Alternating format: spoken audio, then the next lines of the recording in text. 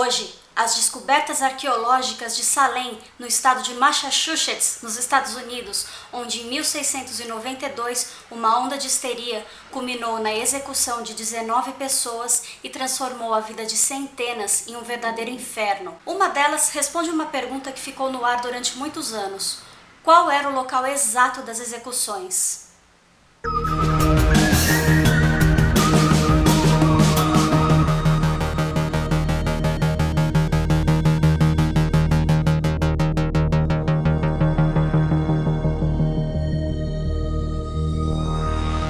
Brincadeiras à parte, esse é um dos casos mais tenebrosos e revoltantes sobre os quais eu já li, e claro, não por causa das bruxas, mas sim por causa das pessoas mal intencionadas, histéricas e fofoqueiras que habitavam a região e que acabaram com as vidas dos seus vizinhos. Esse caso é notório, mas para quem ainda não conhece, vai passar a conhecer agora, e depois nós vamos conhecer também algumas das descobertas arqueológicas.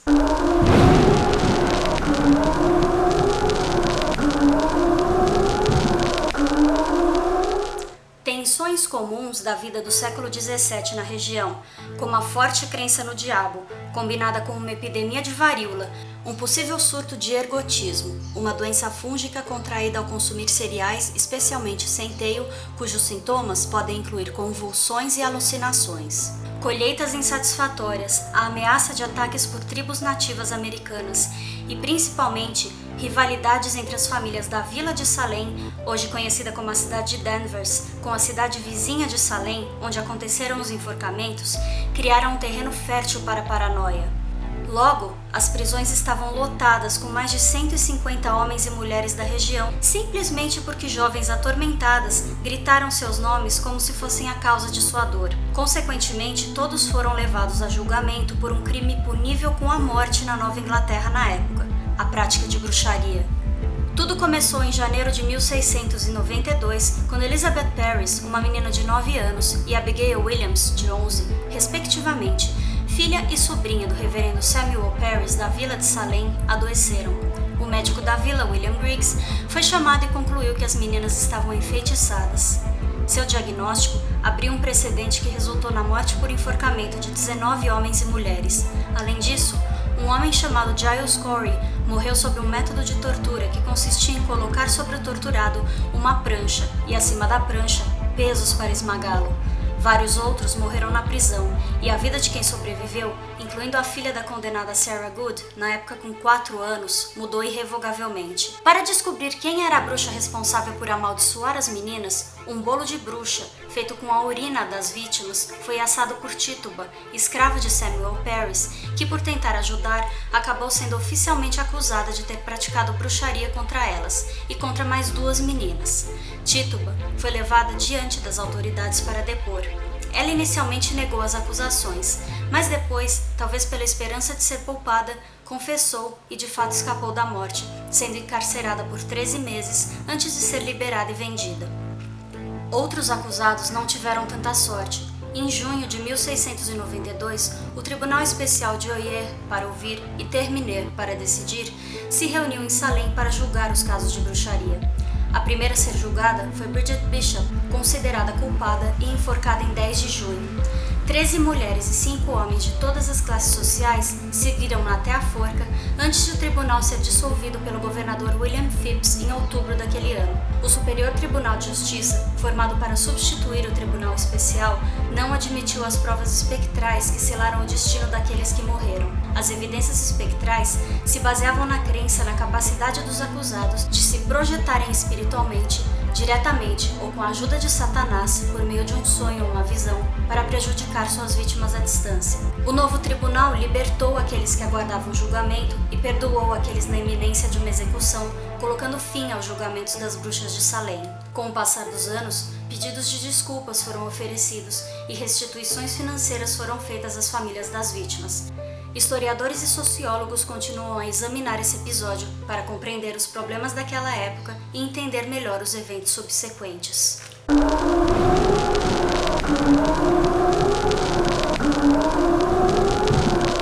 Existem quase 1000 documentos oficiais sobreviventes dos julgamentos, mas poucos se relacionam diretamente aos 19 enforcamentos e nenhum deles indica o local exato das execuções, que acabou sendo esquecido.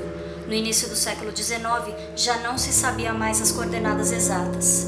Gallows Hill, que durante o século XVII era um terreno comum localizado fora dos limites da cidade e que cobre muitos hectares de terra, ficou conhecido como o local dos enforcamentos, mas de maneira muito abrangente. Até que em 1921, o historiador Sidney Purley teorizou que os enforcamentos ocorreram em Proctor's Ledge, um afloramento rochoso na base de Gallows Hill.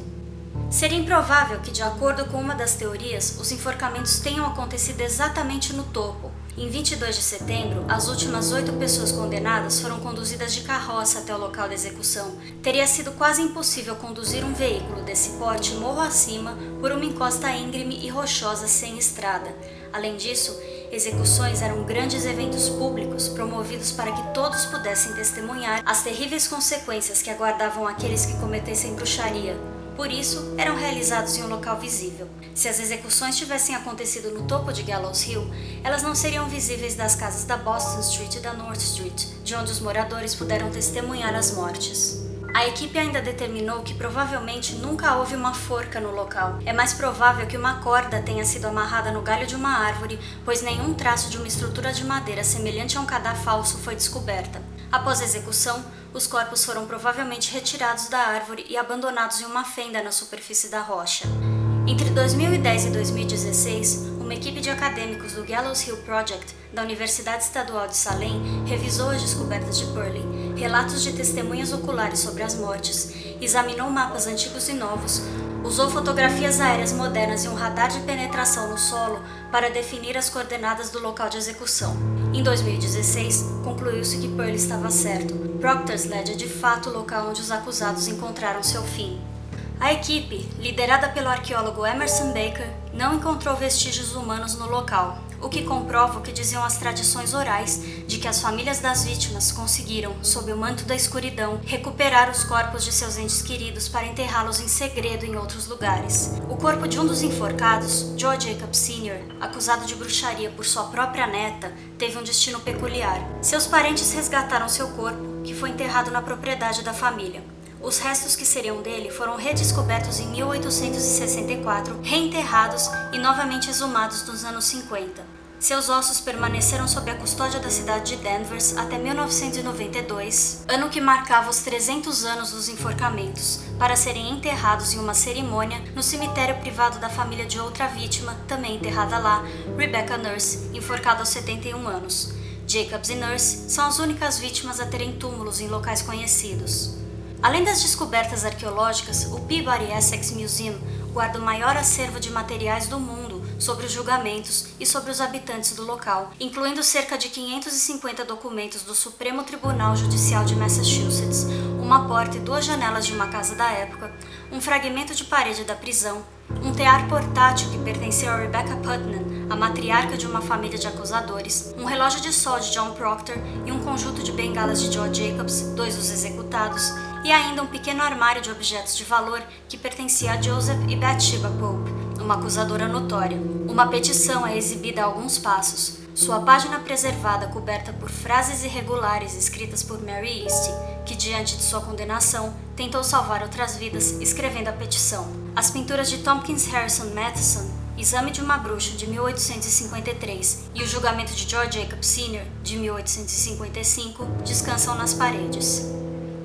Uma curiosidade: os habitantes da Nova Inglaterra temeram as bruxas por muitos anos. Tanto é que eles tinham o hábito de usar algumas ferramentas em pontos vulneráveis das suas casas, como porta-janelas de chaminés, para impedir a entrada de bruxas ou até mesmo do capiroto. 15 anos antes dos julgamentos, aconteceu na região uma sangrenta guerra conhecida como a Guerra do Rei Filipe, que acabou por queimar diversas casas de colonos. Os arqueólogos conseguiram encontrar essas casas e exatamente nesses pontos vulneráveis, portas, janelas e chaminés, foram encontrados artefatos como ferraduras e armas como forquilhas e machados, numa tentativa de impedir esses ataques sobrenaturais que eles temiam tanto. Hoje a cidade de Salem é um importante ponto turístico e é conhecida como a Cidade das Bruxas. Se você gostou desse vídeo, dá um joinha. Se não gostou, tô com uma vontade de comer um bolo. Será que tem os ingredientes aí? Acho que pode ser bolo de caneca, não tem problema. Peraí, deixa eu ver aqui, fazer a listinha. Açúcar, farinha, urina, chocolate em pó, um pouquinho mais de urina. Acho que tá bom. Vou lá fazer.